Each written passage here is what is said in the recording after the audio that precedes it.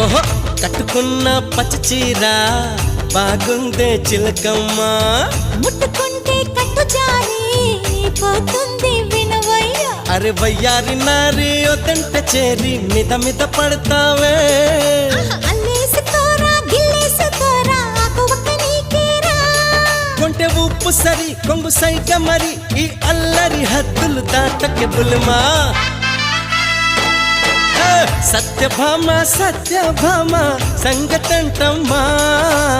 వేళ కాని వేళల్లోన పిలుపులేంటమ్మా